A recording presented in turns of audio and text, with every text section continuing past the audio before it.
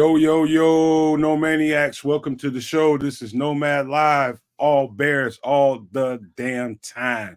With Sports Zone Chicago and my guy, Shawn Sierra. Yeah. And we got a special guest today, man, through the struggle and strife of real damn life.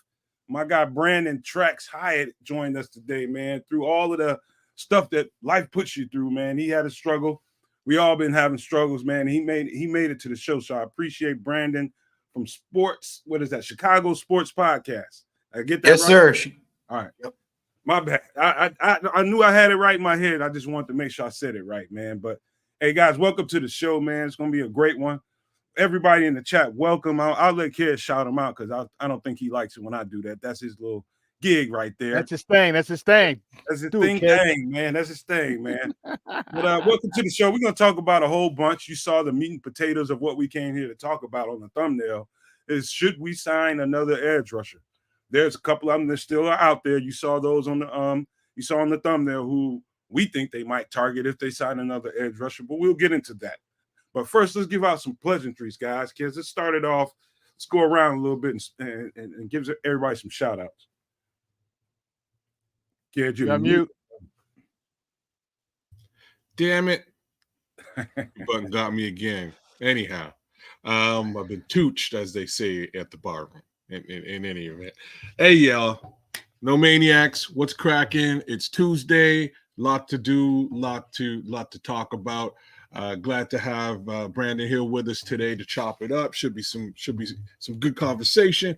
I don't take personal exception when Nomad shouts you guys out. I don't take personal exception. It's okay. You can do it too. But love you guys and give a little bit of love to my guy Berlissimo, my guy Jose Sanchez from Puerto Rico.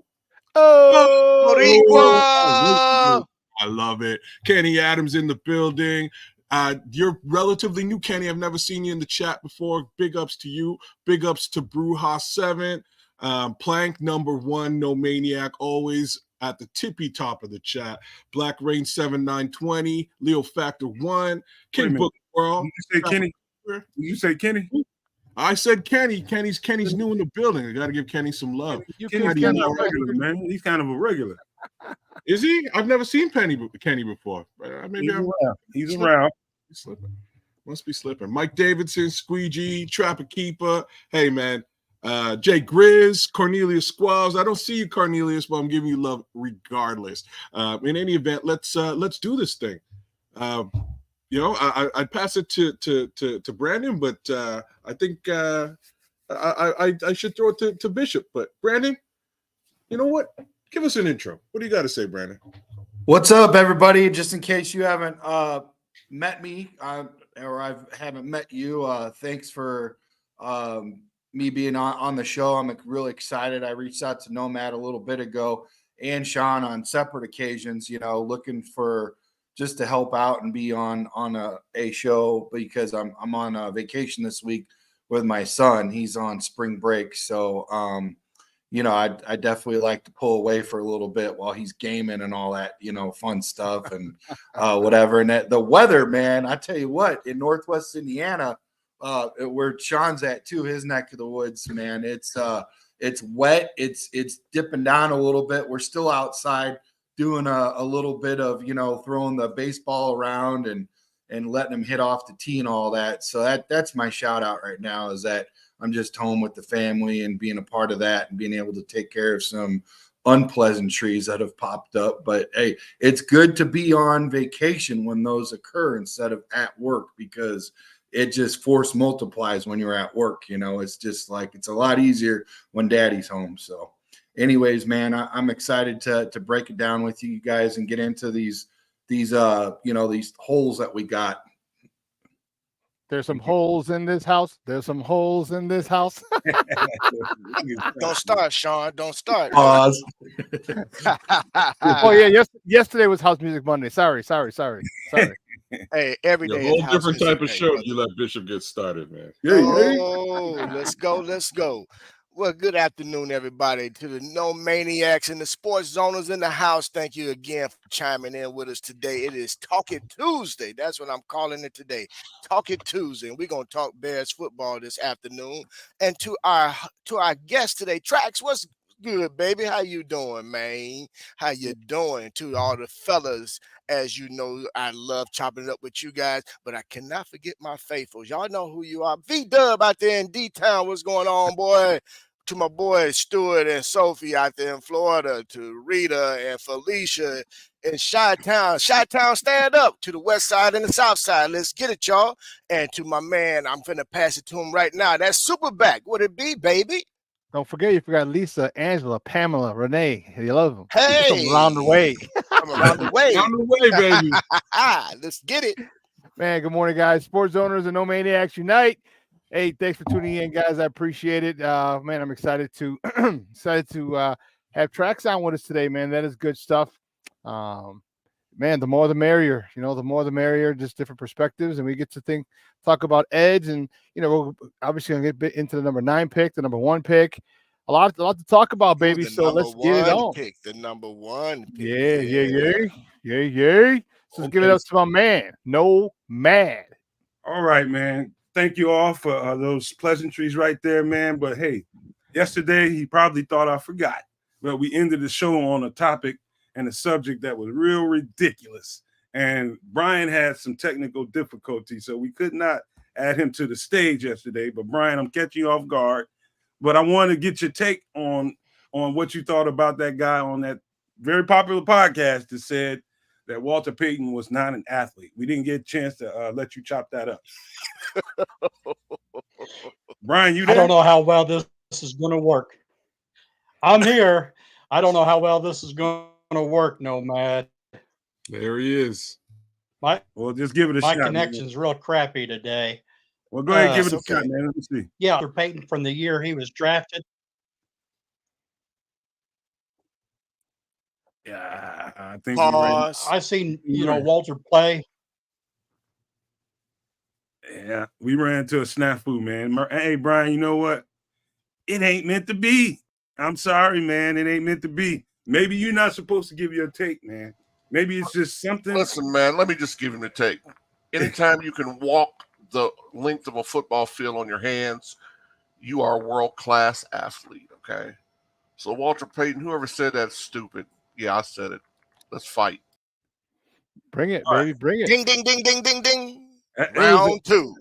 Hey, somebody, Kedz, if you can help me out in the chat while I talk right quick, man, that'd be great. Let's get into it right quick. Let's dig right on in, man. So there's a little bit of news. Here's a off-topic Bears topic. I don't know if you heard, and it's just reports. I don't know if there's anything been put out officially, but this is what I'm hearing. Based on the fact that the ratings have gone down after Shannon Sharp left, and they have been under 50,000 views per show. It's being reported that FS1 is going to drop undisputed. I'm gonna open this conversation with this real quick.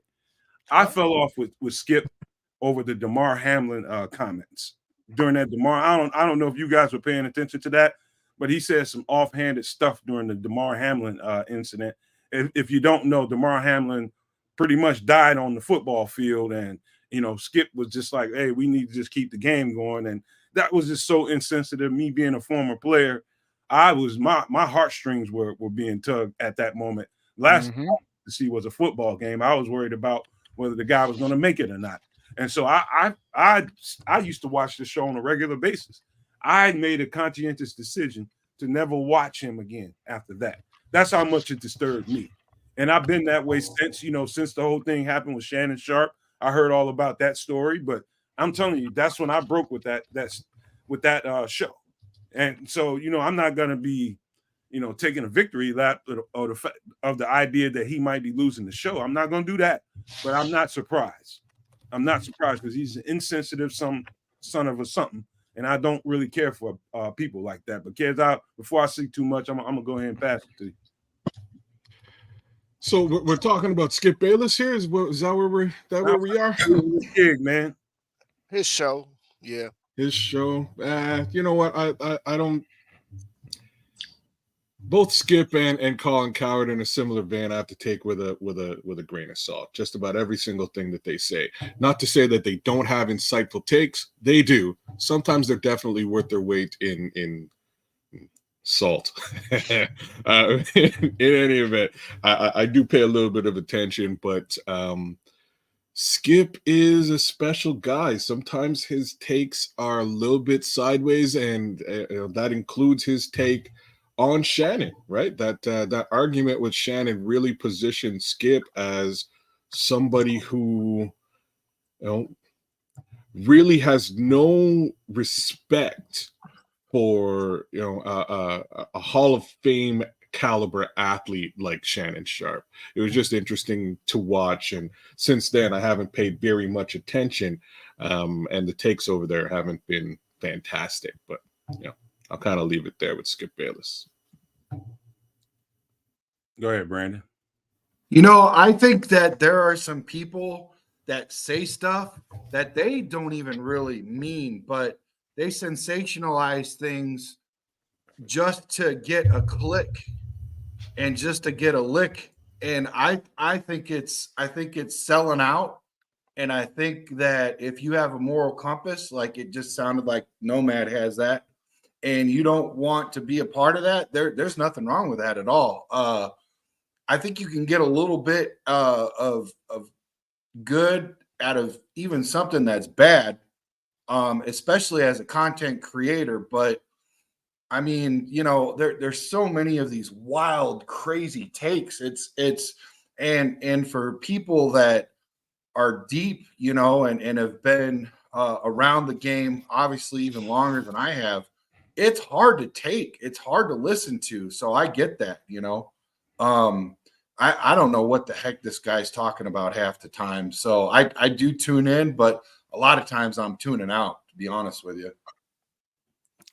Well, for me, I do tune into his show, not so much to get his take on things, but to get his guest takes on things, or his co-host takes on things. And I this is how I'm gonna package it this way. Some people do things for shock value. Yeah. Others, you have to kind of take into account the generation from which they come from and how out of touch they may be with things in terms of viewpoint, life. And you just have to really I will say this, and I say this to be as gentle as I can with the subject. I don't see Skip as a bad guy, because he has actually opened the door and provided an opportunity for some that we know in that particular industry would not have ever gotten. Stephen A. Smith being one. I mean, he actually, even though Shannon Sharpe had been on a platform prior to, it gave him more exposure. Is Skip out of touch on some things? Probably so. And that's what I mean by the generation. Some people may even say that with regard to myself. I mean, I'll be 60 this year, so for some they may feel that I'm out of touch with things. It's just, you just have to look at it, and the great thing about this country is we can pick and choose what we choose to listen to or not listen to. And as Nomad stated, he had gotten tired of the rhetoric coming from Skip Bayless, and he chose not to tune into his show anymore. And that's definitely his right. I myself, like I said, I didn't necessarily tune into his show for his take as much as I like to hear his co-host takes on different subjects. And honestly, it was for me, it was a subtle transition from all the crap that ESPN tries to shove down your throat each and every day. So you got to take the good, the good with the bad in some cases. It's unfortunate if they do choose to cancel the show. I would say maybe not even cancel the show as much as perhaps, either have him take it down in terms of tone it down some regarding his rhetoric, or just give a whole new host to the show. But again, Fox knows what they're doing. That's their baby, and they're going to move forward how they seem fit. So hey, it is what it is, But Say you, that's how Shawn. I'm gonna leave it. Yeah, Shawn, it's on you, brother. You know what? Short and sweet. If they're canceling the show, couldn't have happened to a nicer guy. No. That's exactly how I see it, man. But before, I mean, I just I'm a certain kind of guy, man, and I believe, I don't look at football players and athletes just as football players and athletes. I see them as human beings, and that was so unnecessary. The words that he used, during that time when a man's moral, I mean, he was in between life and death at that time, and to say that and be so calloused about that just because he want to watch a game, it was just sad to me and told me what kind of human being he is, which is way different from me. So I chose to not partake in any of his content after that, and so I don't feel bad about it. Do it But again. he wasn't by himself. Nomad. The only thing is his words was publicized. I don't give a damn. I don't like it. I get it. No, I'm just saying he wasn't the only one though. That's just the way. That's the way I feel about it, man. And I don't regret saying You're right. You're right. But, we're gonna go ahead and move on, man, because we got some other little hot topics to talk about.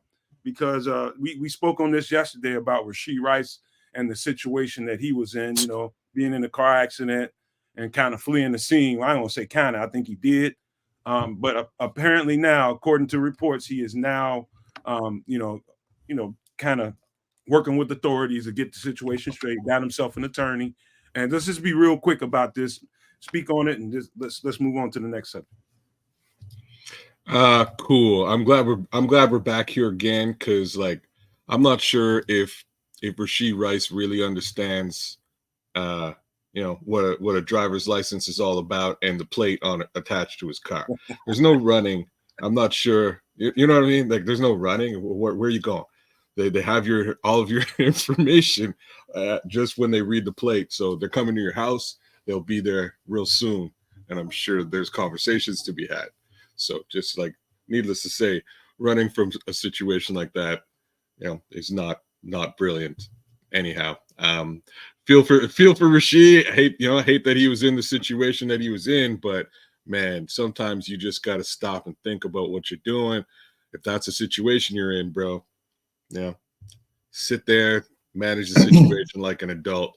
The only slight semi-excuse I will give him is if there was some level of contraband on his person, then yes, maybe and perhaps running might have been in his best interest. Brandon. I had heard that it was several days late. Well, his lawyer checked in and said he's going to turn himself in. And several days later, I don't know if he had to drive to Mexico to get rid of this stuff, but I mean, several days later, he finally, checks himself in.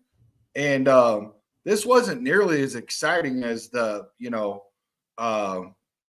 other stuff that I've seen before, but the OJ and all that when I was a kid, and the white Ford Bronco. But I mean, this could be pretty rough as far as what they're gonna levy to him. Pass down the pipes. Nomad, he might not. I don't know if he can play this year. And that's a big hit for that team that looks like they could be back at it again. And that might help us out, unfortunately. But I mean, we're talking about somebody's livelihood here, and their future all over one silly misfortune here, man. Unbelievable. I think he's just crazy. I think he's just gonna catch a good fine. Nobody really hurt, nobody died or anything like that. So I think he'll catch a fine. But let's be brief about it, man. We're gonna just brief. Yeah. Go ahead, All right. Bishop. Want me to be brief? Please. Stupid. To you, Shawn. Yep. That's brief. Indeed. Nomad. All right. So let's talk about some make no mistake, Nomad, he will catch a suspension too. Oh yeah, he probably Oh, will. Don't be surprised. You disrespected the Shields, Holmes. Yeah, You can't disrespect it all crazy. Man, and he's That's the right, only that's guy it. who's really catching footballs over there besides. It's a stupid young boy thing to do, knee jerk. No, bro. Hey, Yeah, man, that's that- how I yeah, feel that about young. it. It was young boy. I Yeah. mean, You 60 Nah, years bro. old now, and you forgot what it feels like to be in your 20s, man. People do stupid shit. No, I agree. What I did went was 120 miles an hour on a Mass Pike when I was in a Porsche, bro. Well, let's be Wow. clear on something. Okay, I'm- give me one of You got to those. keep going, man. Now that Nomad then threw me in there by pulling my age into it. No, I might be 60, but I raised 3 young men that are in their early 30s now. So trust me, I'm not too far removed from stupidity, but that was just plain stupid. Of course it is. Nobody's gonna argue with you about that. I'm not gonna argue with you about that. But I know what being in my 20s and like it was yesterday and being stupid like that feels like. And What I did was when I was 20. I just hope he's able to work through it, learn from it, and get back to his career. And glad nobody got seriously hurt or injured or died. That's all I can say about it. It's just a stupid thing to do. And he's young. That's the stupidity comes with youth. You know what I mean? For most people. But we'll just keep moving because the Chiefs have doubled down on their turmoil right now. Because guess who they just signed as a backup quarterback? Carson Wentz. And I think, I mean, I'm just one of those guys who doesn't think a whole lot about this quarterback, but it's just worth, a real quick discussion. They brought in Carson Wentz as their backup quarterback. I think he's fleecing every NFL team he signs with. I really do. But go ahead, kids. I don't have a problem with that. You got to have a viable high caliber backup on a squad like that. I think it's a decent move. I'm not sure what the dollars and cents were there, Did you but say high caliber? Well, you know what I mean. Like, no, I don't. We're talking. Here's what I mean. I mean, the guy was drafted at the upper echelon of the NFL draft when he came in. I'm not saying that he's had the ultimate success in the NFL since he's been here, but I'm sure he's a better selection than, let's say, as a backup than, let's say, a Gardner Minshew, or again somebody who, had much lower draft stock. I don't think there's anything wrong with having a higher caliber guy, a past starter as your backup. It could be Chase Daniel, guys. You know what I'm saying? That's what I would take Chase Daniels. Really? Over Carson Wentz? Wow. Yeah, I wouldn't buy Chase Daniels. I wouldn't buy Carson Wentz for $1. Oh, man. Go ahead, Brandon. You want to speak to that? You don't have to. It's just a quick little topic. Yeah, I seen him play, and when you see a guy that's like tall, like when I met like Tommy Harris, and you see these guys that are like tall, and I watched Carson when the Bears played, at Soldier Field against Washington, and that was the first thing that I thought of.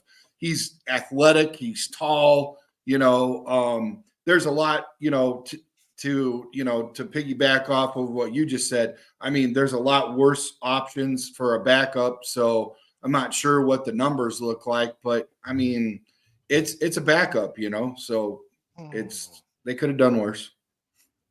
Go ahead, Bishop. You know what? I'm just gonna put it like this, man. I get tired of some of the recycling of certain individuals who manage to always maintain and keep a job in this thing called the NFL. You recycle some, but others don't get the opportunity when they were ostracized for whatever reason they were ostracized. And I'm gonna just leave it at that, man. Period. To me, it's a waste of money. And like I said, I wouldn't buy that guy for $1. You're gonna leave it at that, huh? Yeah. Hey, Bish, 1 second. You are faithfully living up to that shirt that you're wearing today, Death Row Records, bro. You're swinging hard, baby. You're swinging hard. All right, man. Shawn, go ahead. You want to speak on it? You ain't got to, man. I just brought it up. Yeah, it's back up. I don't care. All right. Let's get into some quick Chicago Bears news, because word is I saw this right before we went live. The Bears are using a 30 visit on a guy that I'm gonna type his name into the chat as soon as I'm done talking. I don't expect a whole bunch of people to know a whole lot about him, but I'm gonna call his name out. It's a receiver from Tulane. What's his name? Let me see. Let's say that right. Jaquan Jackson, receiver, 5'11", 185.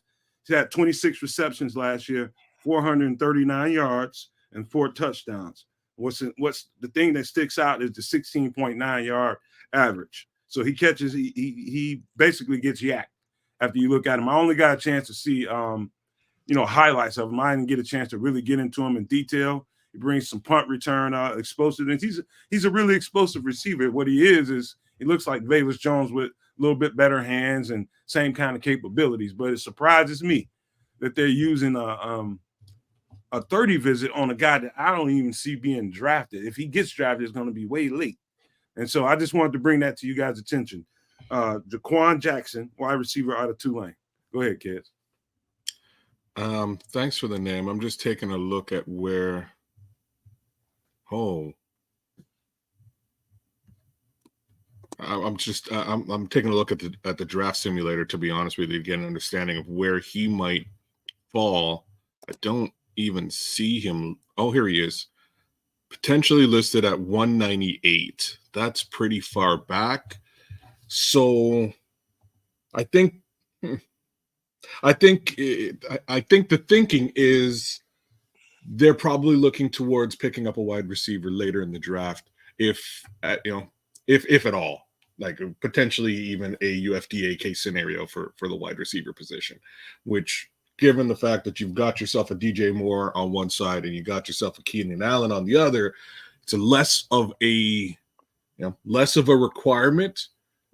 I still think they should do some damage at that position, but it's hard to do damage at that position without sacrificing at left tackle or defensive end, and defensive end is really the linchpin for me. So I think they're looking at maybe drafting a wide receiver much later than everybody is expecting. Brandon, what do you think? I agree with you on that. It's the Bears have one swing but two holes to fill. You're looking at a wide receiver 3 or an edge number 2. Yeah, we had a conversation just like this yesterday. So sorry, Brad. Easy. And Sean, damn you, man. Sean, damn you. I want my daddy's hat back. So I put it away. You ain't getting it. And I think it's a little easier because you look at the targets that you're going to be hitting. I mean, even if Scott is like your third wide receiver, maybe a backup later on, like Canuck was saying in the 6th, 7th round, 198, whatever, with this guy that we're talking about here. So potentially, you want to go ahead and get that edge at number 2. So maybe the back end of the draft, get a guy like this. I think maybe that's why they're kicking the tires on something like this. Just my 2 cents. Mm-hmm. Yeah, I think couple things here. Perhaps they've seen some things if he performed at the Senior Bowl, or they've had the opportunity to see him in some other cases as well as film. Maybe there's some maybe he has some traits that they like, that they think they can benefit from.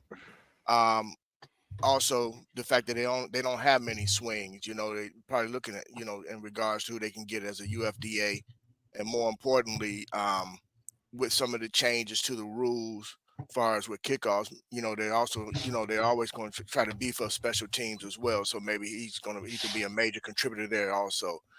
But I tell you this, man, they got to really address the major holes first and foremost. So, which is that edge. I'm not going to back off that at all, and then at some point they're going to have to add another weapon offensively along with the trenches. So, got to figure it out, man. That's why that number 1 pick is so interesting. What you think, Sean? You only have 3 other draft picks. You know what I mean? You keep trading away draft picks for players so far, which I'm okay with. That's fine. And you're most likely going to take a quarterback with 1. Okay, so now what do we have? 3 picks left? Are we? What do we have? 3 picks left? All right, so 3 picks, you get 30 visits. So you're gonna go and reach out for someone, and he might just be a UDFA. All right, but at least you got him in the building. At least you saw, what I mean. At least you got him up close and personal with him.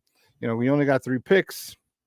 You don't have very many shots at the apple in this year's draft, so you may want to go find those hidden ones, like you said, and just bring them in at a UDFA. So yeah, and the new kickoff rules as well. Those are going to be, interesting, so now you can worry about a little different type of returner. All right. Maybe Velus can do better in that. Maybe this guy can do that. I'm not sure. So we'll see. Well, really quickly, man, I think they definitely have a strategy. I don't know how that player fits into the strategy is just really surprising to me that they use a 30 visit on a guy that's probably going to be drafted really, really late. I don't know. You know, they got their plans, and I'm sure they know exactly what they're doing. But I digress, because here's the guy, Troy. I mean, kids, you might remember us talking about this on the offensive line shows that we did, the highlight guys that we did, the guys that we put on the big board. Troy Fautanu. There's starting to be little leaks coming out of Hallis Hall, I believe, about who they're targeting. I don't know. I'm pretty sure that this player, Troy Fautanu, is a guy that they should have on their board and ranked high. I'm not saying that because I have him. To me, I think he's the most versatile offensive lineman in the draft, and I don't even think it's close. I think it's some versatile linemen, but I think he stands out. I mean, this guy can literally play from one tackle to the other side and every position in between. I think he's that good, man. And I just really think, you know, I think they have some decisions to make, because the next topic I'm going to bring up is one that kind of speaks to this. But just give me your thoughts about what you think about Troy Fautanu, offensive tackle out of Washington. Troy's good. I'm trying to remember if he was primarily a left or a right, but I believe he's a right. Right? No, he's a left. He's a left tackle. He's a left tackle. So as far as left tackles go, I liked Jordan Morgan a little bit better. That's just me, but who cares? Like, let's be real here. Who cares what I think? I'll just shut myself down here for a second. And when it comes to offensive line, this is the one place where I do fully trust Ryanpoles without question. Like, I do. Right? I know his ability to evaluate this particular position is a little bit better than others. So if Troy's who they're zeroing in on makes sense to me, I have a little bit of doubt with respect to guys like Joe Alt really falling as far as 9 or Lufashano. I don't see that happening. But if we're talking about Troy will get the job done for sure. And I have nothing but faith in this scenario that Ryanpoles will make sure that he's the right fit for the team, not just athletically, but also,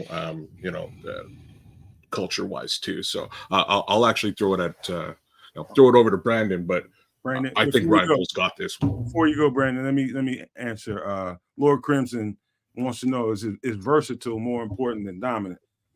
That depends on what coach you ask. But I can tell you this, Lord Crimson, he has strong signs of being absolutely both. You know, this guy didn't really give up a whole lot of. I don't know if he gave up any sacks this year.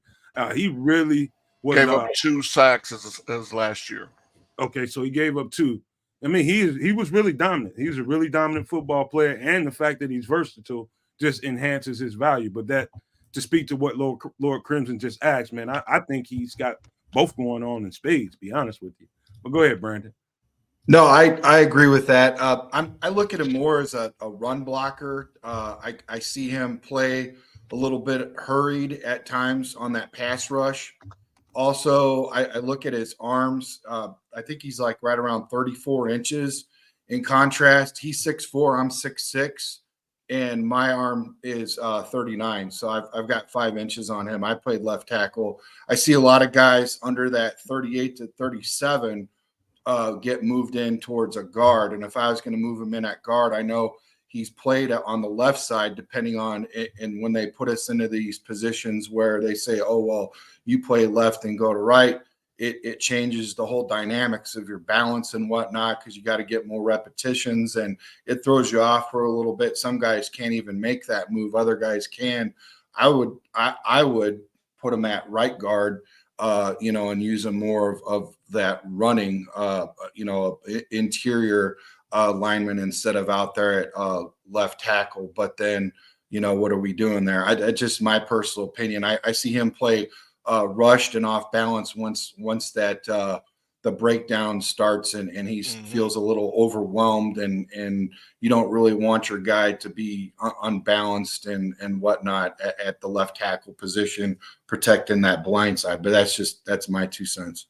Hey, Brandon, I'm glad you mentioned it. Hang on one second, Keith, because the minute I started watching this film and I saw how good his feet were, how good his hands were, and just how fluid his feet were. And I immediately thought that, okay, his arm length is going to make coaches want to slide him to the inside. So I think you're absolutely right about that. I think the most of his value will come as an inside guy. I think he can play center with some coaching and some training.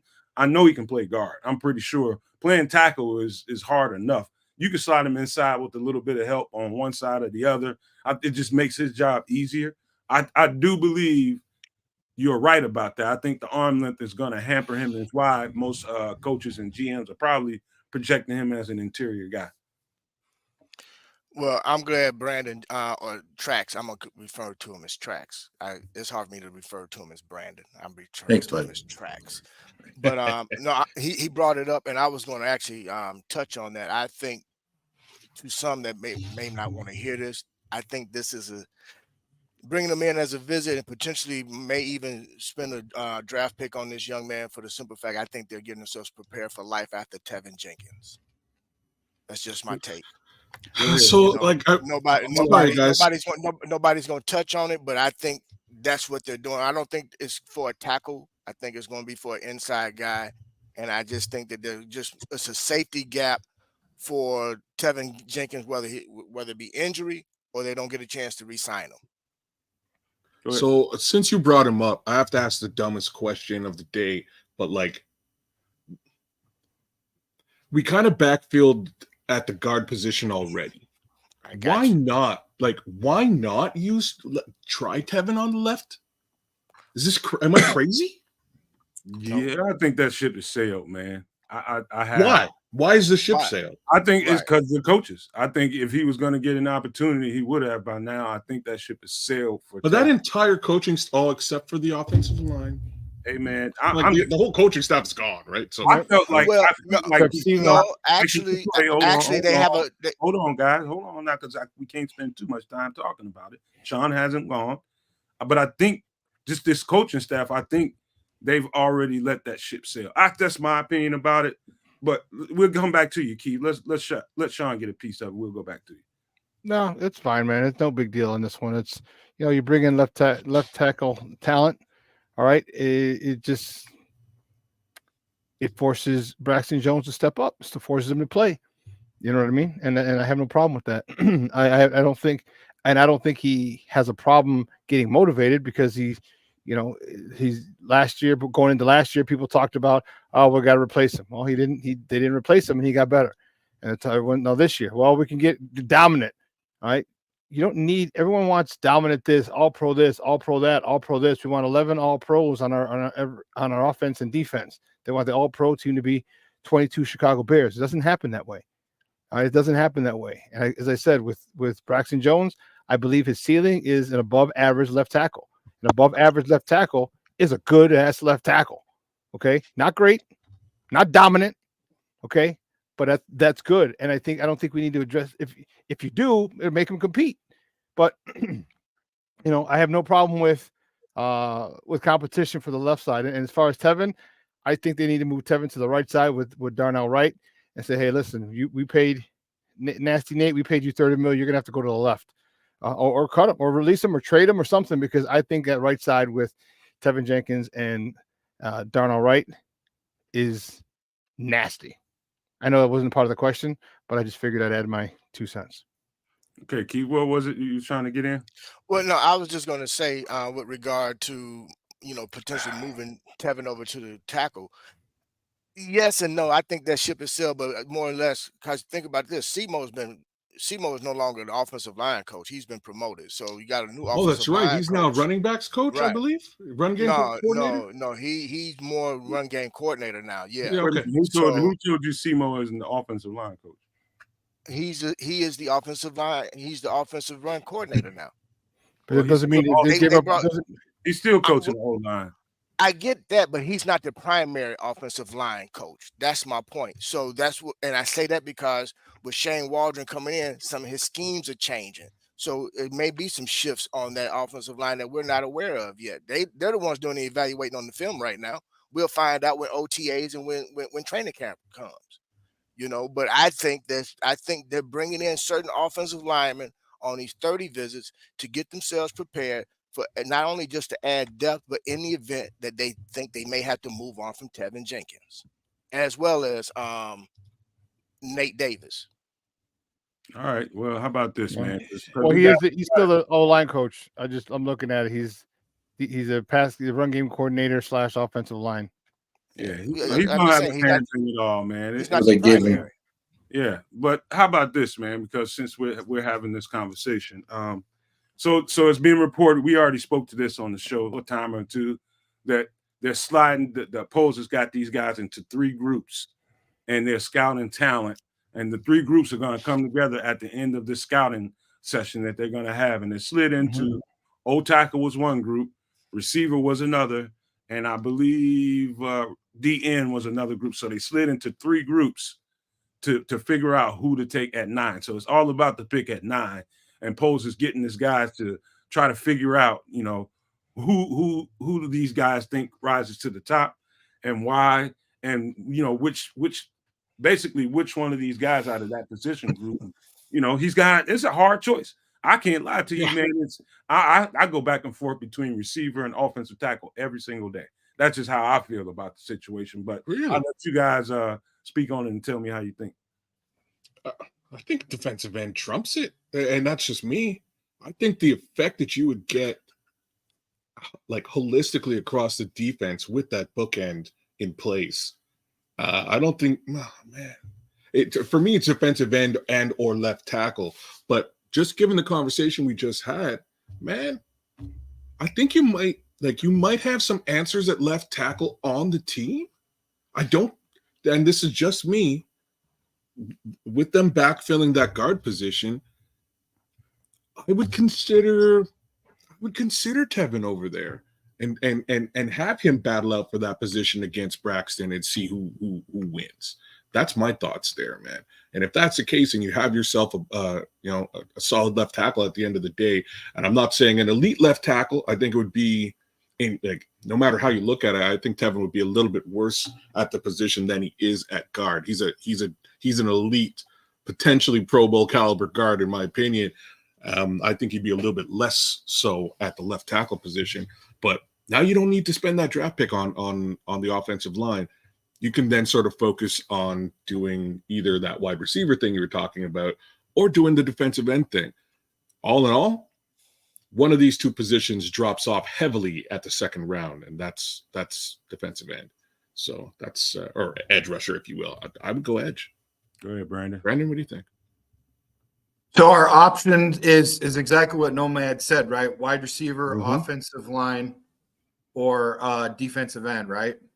Yeah. The crazy thing about having these holes and only 4 spots to pick, and one is already given, you have to get that quarterback, right? So that's already out. So now you're down to 3. And, we're just playing with house money right now. We're just going to pretend like we're going with just 3 picks. I struggle back and forth, and it just depends on day to day who I'm listening to, because like I listened to Kyle Long the other day talk to Cap, and I got really interested about what he had to say, because I thought potentially he would be coming from the narrative of an offensive lineman to get that offensive lineman with the 9th pick. And then he talked about how Alt, is somebody that you really want to get. He's like a dancing bear and all this really cool stuff. And he made an argument about that. But then he also brought about the point of you want to get the ball quickly out of your rookie quarterback's hand faster than the word of God. So if you have those 2, bookend wide receivers, right, Nomad, and then you have another receiver in there as well, that gives him a 3rd target to get rid of. So you're hitting quick, short darts, fast darts, and then over the top, and that's basically where he sold me at going out and getting a wide receiver. But now today I was looking at some really interesting statistics about the edge and how deficient we were.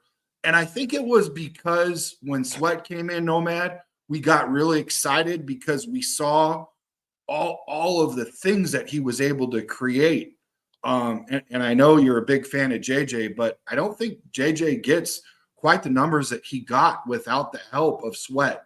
I really think that when he came in, he force multiplied and made our defense that much better.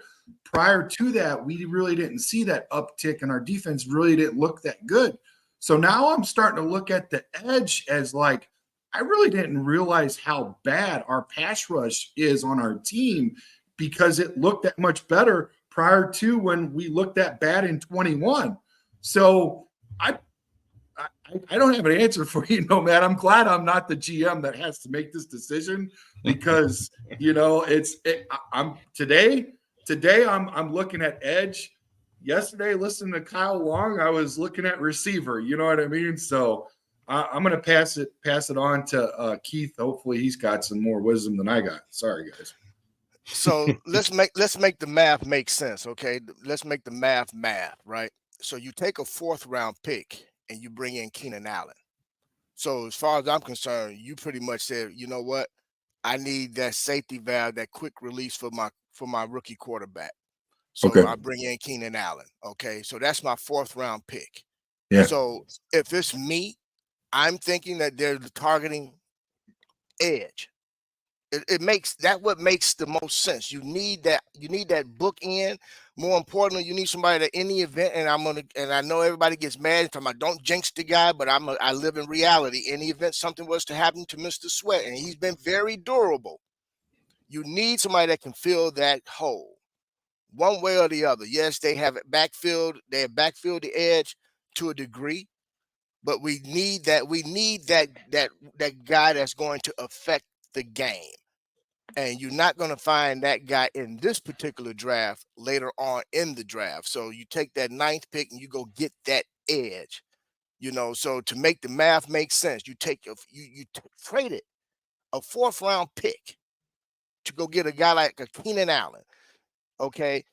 As good as a 1st round pick would be coming in out of this draft and being able to affect the game, having a guy like a Keenan Allen for a rookie receiver, along with paired with a DJ Moore, that gives you some weapons right there to help that young man get off to a fast start.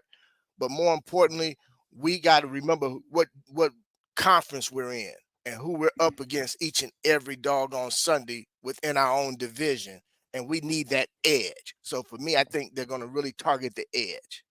Bishop, Shawn, let me pause you for 1 second because I gotta. Just okay. Go ahead, Shawn. Had to knock on wood. I want receiver. I want a receiver, and I think again, I'm okay with this defense. All right, this defense is the top defense in the last 6 weeks of the year, and they're only getting better. Okay, they're finally Javon Dexter was finally coming out. I should say Javon Dexter was making a big step, has been improving, okay, big time. And I think that there's one of the guys that is going to be a big factor. And I think you kind of just sit tight until next year. And when that edge class is deep and you can go get a couple. All right, his defense wasn't bad. All right, his defense was actually pretty darn good last year. All right, after Sweat got there. So I'm definitely thinking wide receiver at that particular spot. I don't know about tight end because what's his name? The kid from Georgia is probably Brock Bowers will probably be there, but I think I'd rather have a wide receiver in there than that. But I think edge. I mean, we got tons of picks next year. We can package a couple picks to move up if we need to. But we have a nice thing next year to get some real young talent on the opposite side. As I said, his defense is not hurting. You get that other edge. I think it'd be a Super Bowl defense. Right now, I just think they're a playoff defense. Well, remember we added Garrett at the other tight end. So right now, I think Brock Bowers will be a luxury pick. All right, but that's why I said wide receiver. Well, let's take a quick station ID, and we're gonna get back to some more of this conversation on the other side, if you guys don't mind. Best Chicago Bears content anywhere. Catch Nomad live pregame 1 hour prior to kickoff and Nomad at night postgame and every Friday evening at 7 p.m. Central on all the most popular streaming platforms, and only on the Nomad Network.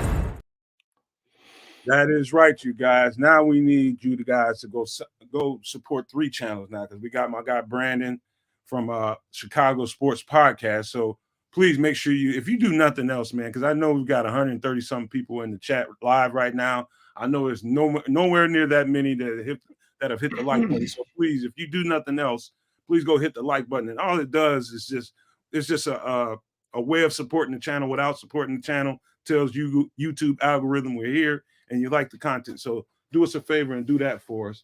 And make sure you hit the subscribe if you're new to the channel, both here on the Nomad Network, Sports Zone Chicago, and also at the Chicago Bears podcast, Chicago Sports Podcast. I'm gonna get that right sooner or later. But just do us that favor. We need the support. We're trying to grow our channels, and we appreciate every little bit of love that we can get right now. So with that being said, man, let's get into this, man, because what we came here to talk about was, do we need to sign another edge rusher? I feel kind of 50-50 about it. I would say that's the best way to describe how I feel about signing an edge rusher right now. Why? Most of the main reason is, and actually, you know what, before we get into that conversation, I want to talk about a player, man, and I want to know what you guys think about him, all you guys. What do you guys think about Dominique Rock? Go ahead. Mr. Nomad, permission to break ranks, sir. I got somebody very special on the phone that would like to weigh in on something you talked about earlier, and I was waiting to hear back from him. It was about the Walter Payton not being an athlete. His older brother is on the phone, and we would like, if you would like. Eddie? Eddie's on the phone right now. Oh, yeah. Let's get a piece of that. Let's get a piece of it. Eddie, how are you? Payton, welcome to the show. Eddie. How are you, Eddie? Can you hear us?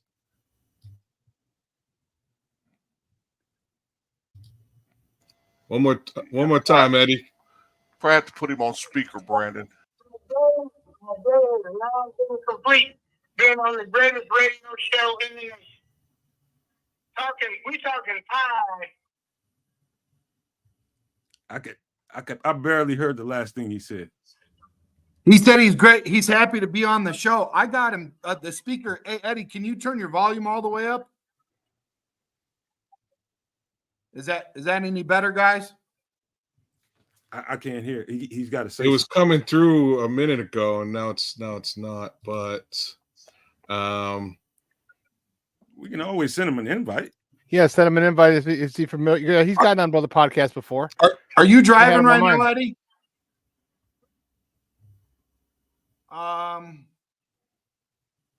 Let me give Shawn your number. Maybe he'll have better luck. I don't know. Maybe it's my phone. Can I give Shawn your number? You sure can. Oh, right on. You want to take a crack at it, Shawn? Yeah. All right. okay. Yeah, because are you driving right now, Eddie? Yeah, he can't get on the pod because he's driving, but he could call. So let me give Shawn his number real quick. Okay. All right. While you're doing that, you and Shawn communicate in the private chat if you can. And when you got it hooked up, Shawn, just let me know and we'll go to that. Okay. What we wanted to talk about real quick before we get him, hopefully we get him on the show. That'd be a great little treat right there. Dominique Robinson, kids. I know how most people feel about him. Most people are just done with him. He's been a project for the last 2-3 years. Hasn't really shown what we projected him to be able to be. I feel jaded about this because I could agree with that because the proof is in the pudding. But also, we just brought in a new defensive line coordinator who is known for squeezing the absolute juice out of every guy that he's come across. If there's potential in him, I think we have the exact right person to try to extract that juice out of him. So how do you guys feel about Dominique Robinson, knowing that we have Eric Washington coming in as coach? No different. I'm sorry. I'm just saying. So here's the thing. Dominique Robinson is just a freak athlete, and there's nothing wrong with that. Him being a freak athlete has had him playing a bunch of different positions in football. I believe tight end, defensive end, wide receiver, and maybe quarterback. I think that rounds it out. In any event, the kid's a freak. Is he a toolsy, schooled up, edge rusher? I don't think he has the technique, and I think it's taken him a little while to learn it. But technique and things to that effect come with over time and training and repetition. I'm not sure if he's going to get all of that to the level that is required to play that particular position for the Chicago Bears next season. I just don't. We haven't seen it in the last few years. There really hasn't been much by way of growth there. And it's not, once more, it's not physical ability. I think he has all the ability in the world. We're talking about skills and tools that I don't believe he's been able to pick up. That's where I'm with Dominic. Brandon? I would like to see what he could do for a full year, with Sweat and the other guys. And I'm kind of curious to see now that, we're looking at our head coach is going to be able to be more of a head coach with Washington there. All right, Brandon, I got to cut you off because I think I apologize, man. I think he's got. Oh, no, Eddie. You're good. I think he's got Eddie on the phone. Yeah. Hey, Eddie, can you hear us? I can hear you. I don't know what was being said before you came on because it was kind of garbled. Okay. But I'm trying to pull off and make sure it ain't me. No. I'm gonna pull over here and stop. Yeah. Okay, that'd be good because we definitely don't want you to have an accident or anything. Yeah, don't crash, Eddie, please. Eddie, how are you? You mean don't crash again, Eddie? hey, Eddie, I just want to tell you thank you, man, and how absolutely privileged I feel for having you on the show. I want to thank Brandon. I want to thank Shawn for facilitating this whole thing. But I feel so privileged to have you on as a guest, man. Thank you for coming on. Well, I appreciate that coming from a man of your esteemed reputation. I take that as a compliment. Hey, I'll take that as a compliment as well. But hey, man, so the whole hubbub was about there's a guy on a famous podcast, a real popular podcast, and I had a sense that he's either too young to know what he's talking about or just a casual fan and just really didn't know enough to be even speaking on the subject. But he was on record as saying that he didn't see Walter Payton as an athlete.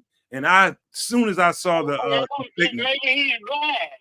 Did you ask him if he was blind? If he was what now? Was he blind, he says. Does he have the ability to see? Anybody who ever watched him said he wasn't an athlete. Okay.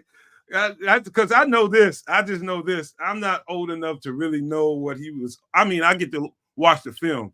But I know this. This guy, that's probably one of the most athletic football players I've ever seen in my life.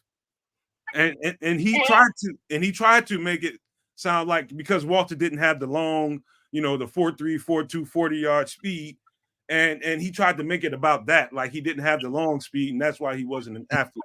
That's what he was trying to make reference to. Oh, well, again, I would have him to go back to his optometrist, get him some glasses, and immediately show him some old film. I would agree with every bit of that. Immediately.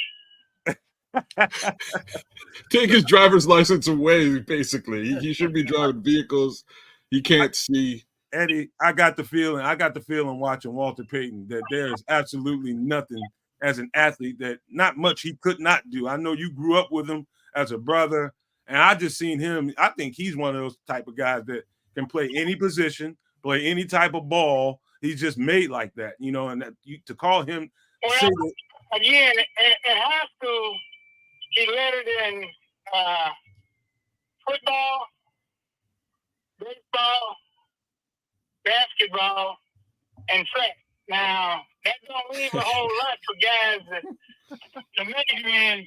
So we didn't play soccer in Mississippi because that's not a real sport. Right. Eddie, I love this. This is an awesome You interview. can imagine we had and we participated in. Right. I know this, man, Eddie.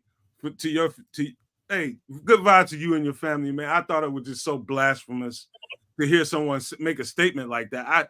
At first I thought, okay, this is his attempts to try to go viral, but no, the way it came out of his mouth, no, he really meant that. Like he was serious about that. And I was just like, oh my Lord, man, they ought to think about, getting some new hosts on these shows, man. That was crazy.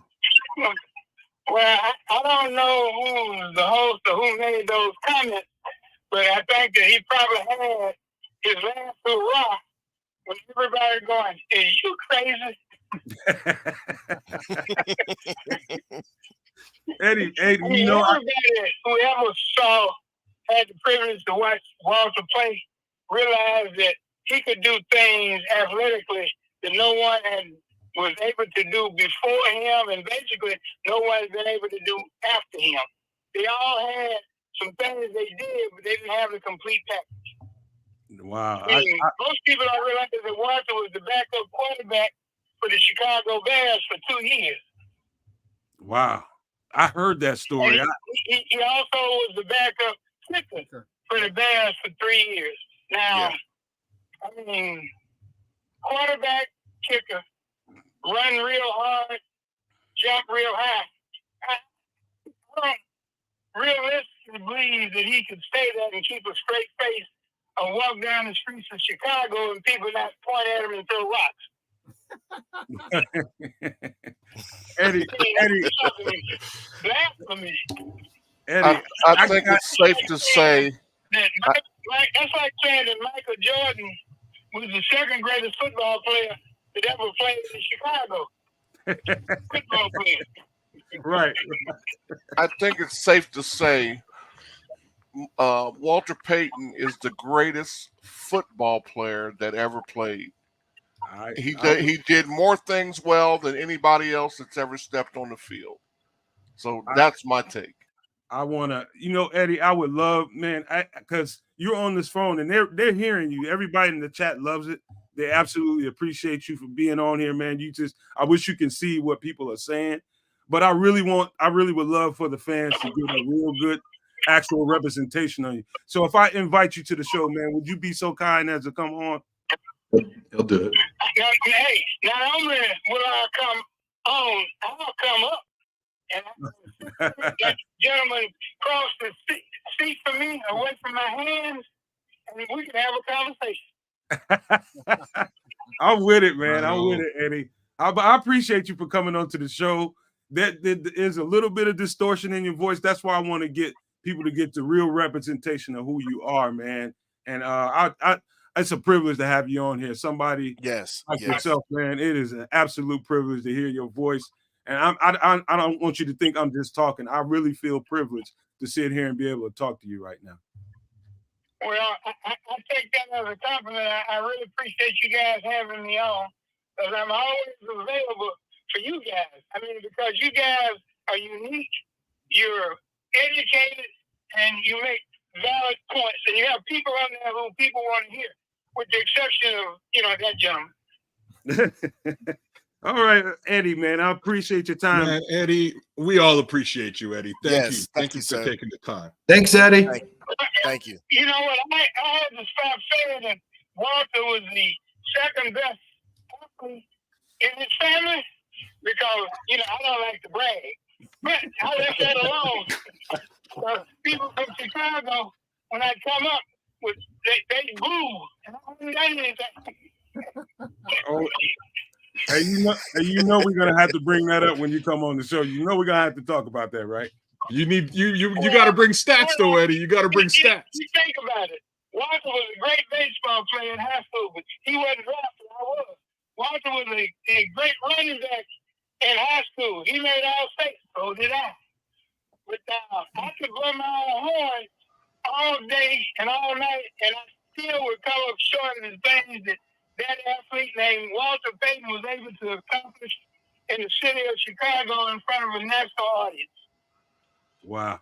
I mean, it's just, it's sad that somebody else want to build their reputation up by being stupid. Yeah. That's more or less what it Yeah. was, man. Eddie, who was the best dancer in the family? Well, again, I appreciate you guys, what you do, how you do it, and having me on the show. And if you ever You ain't leave me touching that, on Chris. for my opinion may not be valid, but it's mine. It's yours. It's just like the guy was saying, who said didn't think Walter was an athlete. He has the right to say that, but just like everybody has a behind, only difference is everybody's behind ain't clean. Hey, Eddie, our producer wants to know who's the best dancer in the family. Well, if you got a superstar dancing with you, it don't matter what you do. Now, on the other hand, when it comes to one-on-one, then my reputation speaks for itself. Eddie, I'm gonna get the information from Brandon right after the show, and I'm gonna get with you, and I'm gonna try to see when is the best time to get you on the show, and I'll be willing to work around your schedule to make sure it happens, man, because I really want people to get the best representation of you, and I appreciate you for having you on. Well, I'm willing to work around your schedule because it can only enhance what little reputation I have by being on your show. Hey, you got all kinds of reputation with us. Trust me, these people love you, man. And you're gonna see as soon as you come on the show, you're gonna see how much love you got out there, man. As soon as you come on here, you'll know. Well, you know what? I'm not Walter, and I can never be Walter. I'm just proud to say that I know Walter and had a little to do with his development. Hey, and they're gonna appreciate it. That's probably than making the whole protein. They're gonna appreciate you so much when you come on, man. Thank you for coming on, Eddie. And I look forward to having you on this show live, man, for everybody to get to see you. Well, look, I would hold my breath until I'm on your show. But the last time I did that, my ex-wife took me to court. Well, you won't be holding your breath alone, man. I'm gonna be in contact with you as soon as possible. Don't worry. Oh, you're coming on, Eddie. You're coming on. Just know that day or night. I appreciate the opportunity to be on this your show. We love that. It's a privilege for us. You gotta believe that. And we're gonna be in contact with you real soon, Eddie, man. And hey, take care of yourself, man. Drive safe, and I'll see you soon. Well, I look forward to it. Remember the 3 most important stages in life. I told you those, haven't I? No, you haven't. 3 most important stages in life. 1 is to stay healthy. 2 is to stay safe. And 3, which is the most important one of all, the goddamn it don't stand in the dating up.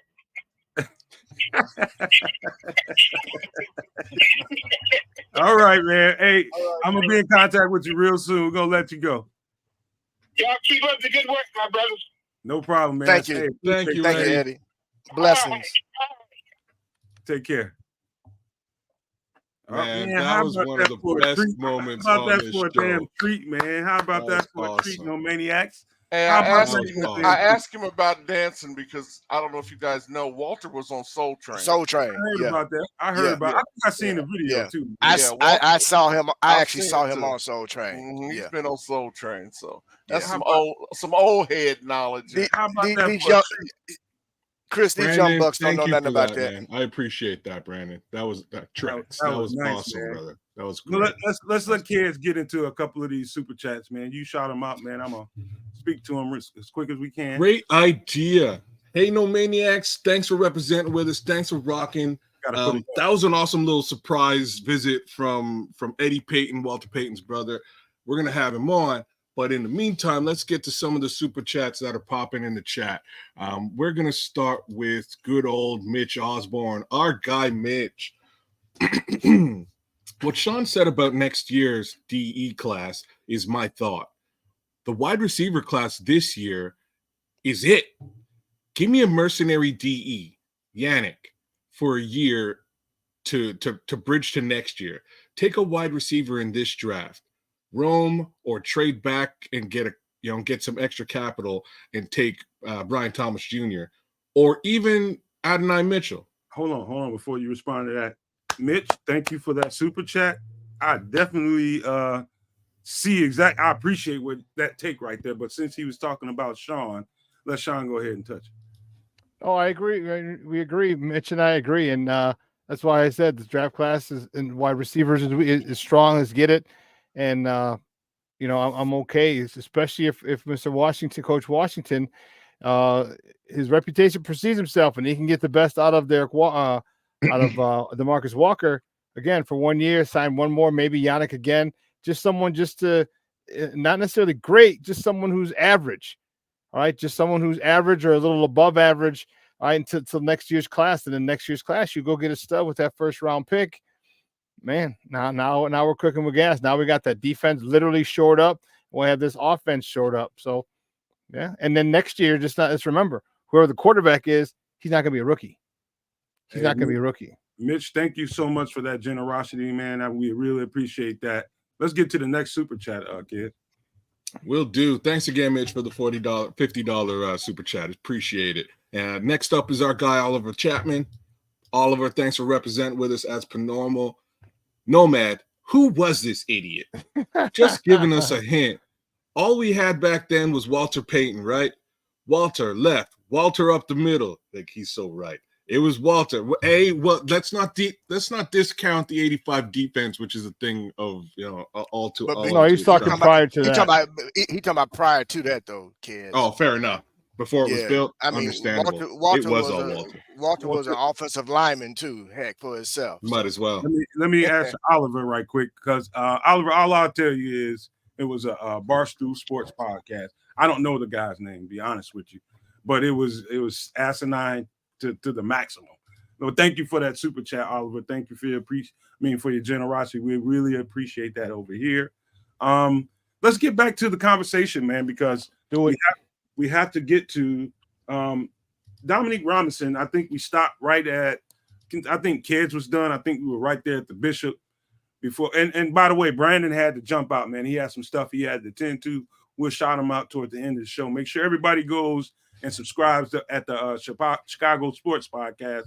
He would really appreciate him. Thank that dude for having him on, man, and having Eddie come on and surprise us with that, man. That was great. Well, go ahead. That was awesome. So for me, I would like to see Dominique Robinson get one more year, if possible. But he's got to be able to prove it and earn it in OTAs and definitely in training camp. So only they know what work he's been putting in during the off season to garner whether or not he's going to be able to get that opportunity. I'm believing in Coach Washington. I believe he can get the absolute best out of that D line. So I would like to at least get him an opportunity to get fully developed there, with an opportunity for Coach Washington to get his hands on him to see exactly what he can get out of him, But in the event that it doesn't work out, then, we got DeMarcus Walker and then we added, some talent at that other DN.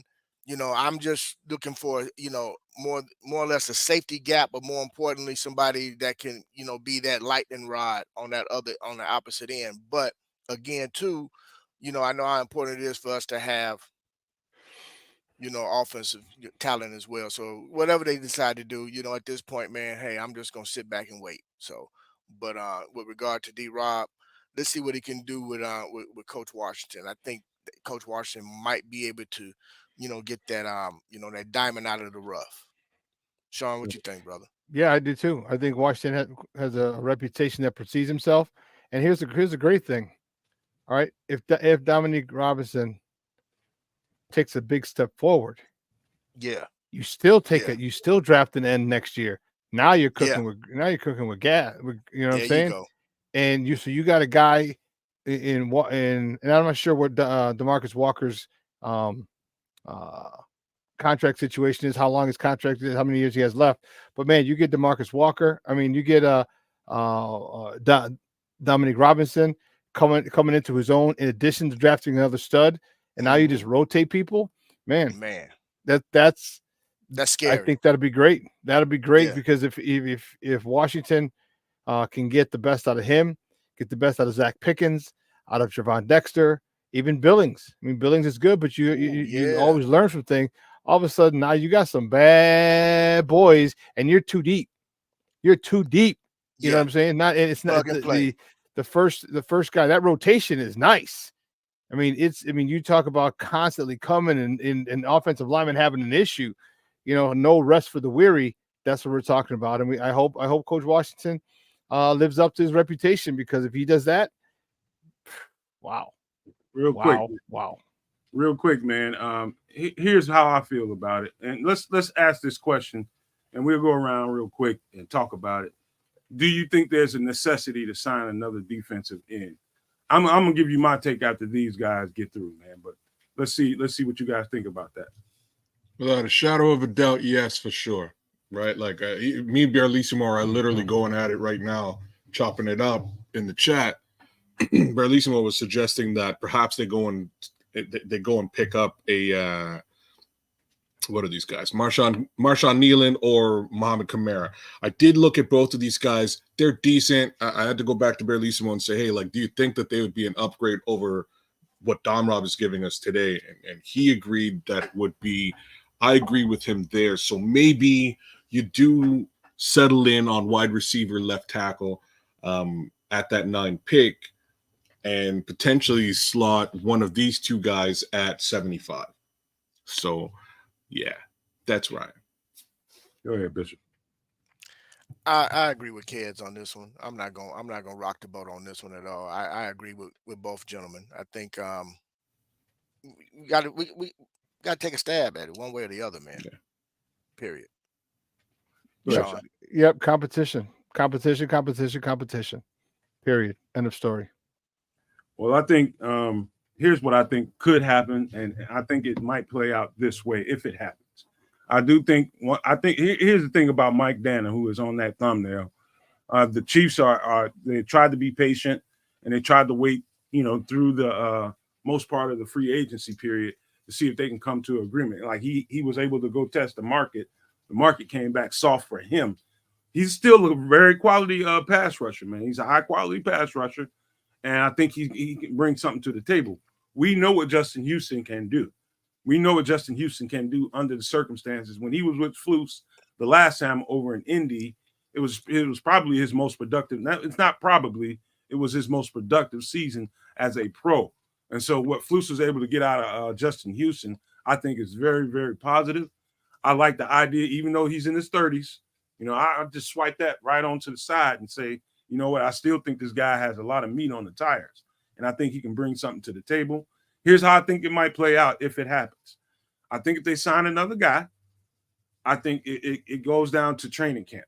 And I think at the end of it, I think Jacob Martin, that's a player that I'm going to keep on mentioning. I think he's a surprise pick of the offseason for the Bears. I think that guy can bring a lot to the table, man. I don't know if people have done due diligence on him, but I'm telling you, this guy can bring something to the table that we're not really used to. Somebody real speed off the edge, man, that we haven't seen in a few years around here, man. So I think if it goes to camp, I think Dominique Robinson gets edged out and one of those guys make the team. And that's how I see it playing out. Because you got anything else to say to that? Well, he kind of touched all the obvious things. My guy's 35 years old today.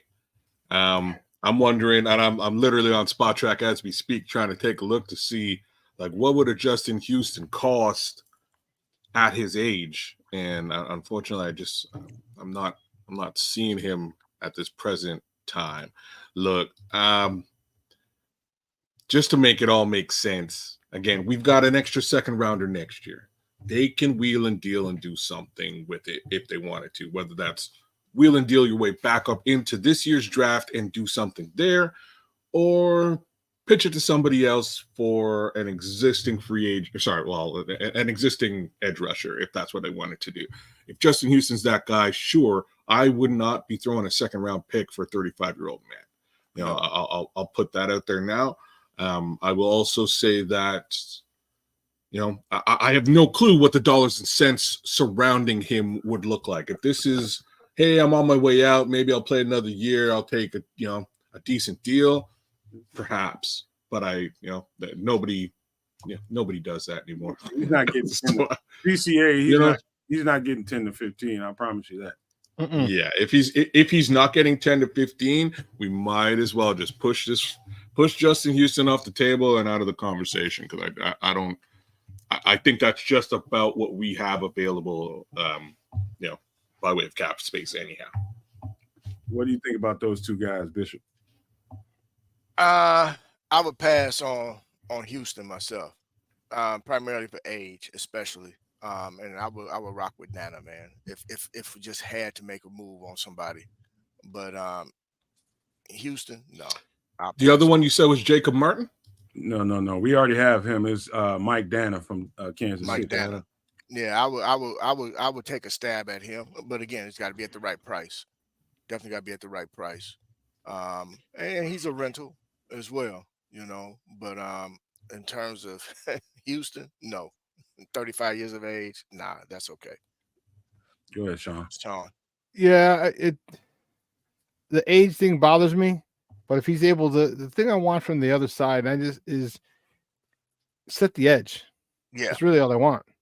I'm not worried about him second a quarterback. Set the edge. All right, just set the edge. All right, you got a big class, a strong DN class coming in next year. Just don't let them get outside on that particular sign. Yeah, Yannick Ngakoue, I think it's another good signing for him. Excuse me. I think it's another good signing for the Bears to sign him. Man, and just do it. Again, it's just a rental. That's all it is, just a rental. Right. Yeah. I don't know, Barrelissimo, Shaq Lawson, I could have sworn I saw him, somebody pick him up. I don't know, I might be wrong, but he's available. No, he's right. Okay. I'm looking at Spot Track right now. There's actually a lot of folks. Carl Lawson, Shaq Lawson, Calais Campbell, who's again 37, to make matters worse, but he might take a friendly. He's a good serious guy. There's a few guys there. No geriatrics, brother. Yeah. Most of them are geriatrics, dude. Like I'll be completely honest about that. Most of them are, and if they're not geriatrics, they've heftily underperformed. So I don't. Yeah, man. Bruce Irving. Worst case, man. Yannick. Yannick was in that building last season, and to add him again for a real decent price, I wouldn't be against it. But him setting the edge is the question mark. Yeah, I don't think he set the edge very well. He's rushing a passer, which he didn't do very well last year either. So. Right. So, but go ahead, Shawn. No, we'll see. How about this, man? Let's go ahead and let's wrap this up. I think we covered it all for the most part. I still have a couple of things, but I'll save that stuff for tomorrow, man. Let's just wrap this thing up. Let's give some shout outs and some pleasantries. Get ready to get this thing on. Well, No Maniacs, it's been a Tuesday. We had a special guest, Brandon Trax Hyatt in the building, and he brought with him somehow, he pulled from the ether the older brother of Walter Payton, Eddie Payton, which is super cool to get his perspective and his take. Again, he's promised to come back on the show. We'll do what we can to make that magic happen and work. It was a personal treat for me, and it was really funny. I think whoever made those comments initially may have been Stevie Wonder, but Ray Charles. Ray Charles perhaps made those comments. Somebody along those lines. Regardless, I think somebody needs to visit the optometrist. Outside of all that, let's get into some of you guys. GCA, you've been in the chat doing it. Antoine Ward, first time I'm seeing you in the chat, brother. Like, share, subscribe, please. 10 Bears, killing it on Twitter as per normal. The Shy, thanks for coming out. Jay Grizz, Lord Crimson, Barlissimo, chopping it up as per normal. Mark Kazak, thanks for representing with us, brother. It's been a little bit since I've seen you out there. Richard Long, Ramses Roses. One more time with feeling. Ramses Roses. Sorry, brother. It's getting late in the day for me, apparently. Leo Factor. Man, Van Washington, I know that's the Bishop's homie. What's up? Don Burr talking all sorts of smack about how somehow Barry Sanders is better, the best running back. Of course, count on a Detroit guy to start harping up some of that. All I can say about Don Burr is, again, the one thing we have in common is we both hate the Green Bay Packers. So FGB across the board. Squeegee, DJ Breeze, Bruja, Mitch Osborne, man, hey, thanks again for joining us today. Like, share, subscribe, all of you new No Maniacs. Thanks for coming out. Bishop, on to you, my friend. Hey, I just want to say thank you again to all those that always manage to hang out with us, an hour plus. Do appreciate it each and every day. We do. We really do appreciate it. And again, please hit that like button for us. To my man V-Dub, I know you took the time out to jump on and jump in the chat, my brother. I see you. Thank you again for always pitching in and following us, brother. And to my guys on the panel, as always, it's wonderful chopping it up with you guys. My man Trax that had to jump out, man. Appreciate you, brother. And thank you for that very extra special guest today, Mr. Eddie Payton. That was wonderful, man. Just to hear his take, it's a wonderful thing. And V-Dub did put this in the chat, man. He's been telling me, and I've been meaning to mention to you guys, man. He said, come on out. Somebody from the podcast need to come on out to Detroit during draft day, man, and set up and go live from the draft. I don't know if Nomad, if you can pull that off, or Shawn, if you guys can pull that off, man, that would be super cool. But if not, we're gonna be in the house one way or the other anyway. But that means we got to go to Detroit.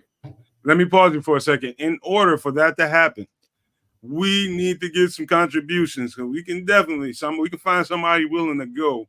We need contributions, and we need some to facilitate that, and it costs money. And a brother like me is low on my savings account. I've been trying to fund this thing for an entire year and take care of people the best way I can. We need some contributions if you want to see that happen. But Keith, I digress. I didn't mean to interrupt. Go ahead and finish.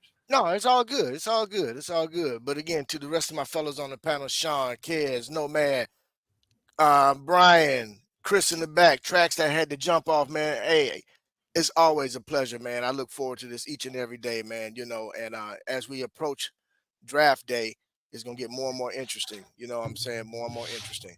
And I would say this: I still feel that number one pick has some value. But anyway, I digress. Shawn, on to you. Sports owners and Nomadiacs Unite. Thanks for tuning in. We appreciate the love and support. And yeah, we will see you mañana. All right, man. Hey, thank you all, man, for the show, for coming to the show, man. You guys are crazy in that chat, man. I love it. I love the way you guys appreciated Eddie Payton. Some people, it might have been a few people in here that didn't know who he was. Again, I will reiterate that as Walter Payton's older brother, Eddie Payton, and it was an absolute treat. And I appreciate Brandon for doing that for us, man. I didn't see it coming. He didn't say it to me. All I knew is I saw it in the private chat, and I was just like, oh, hell yeah, let's do that. So I appreciate him for that, man. That was something that was unprompted. He just felt like, and he's always talking to me all the time about how much he appreciates what we do. It's just a podcaster to another podcaster saying, hey, man, I love your content, and I like the way you guys are. What kind of guys you are, what kind of people you are. And so I like to do stuff for people like you guys. And that was more or less what he was saying indirectly to us, is that he appreciates us as podcasters and who we are as men, man. And so this is a conversation that he has with me all the time. I'm sure he's probably told Keith the same thing, I'm sure, because he's done his podcast a couple of times. He really appreciates what we do over here, and I know you guys do as well. And so I just had to put that out there. And as soon as possible, we will get Eddie Payton live on the show. We can pull it off. I think he'll come. But, man, what a treat it was. But, man, that happened so fast, man, and my anxiety just went through the roof. I'm like, and I was just, okay, we're doing this, right? And so I just appreciate you guys for being so warm to him and being, ingratiating him the right way. I know he couldn't see it, but we were trying to explain to him how you guys were treating him on the side in the chat, man. Love you guys for coming to the show once again, man. Hey, real quick before you say that, don't forget today, Caleb is supposed to visit Hallis Hall today. Oh yeah, I know about that, man. April 2nd.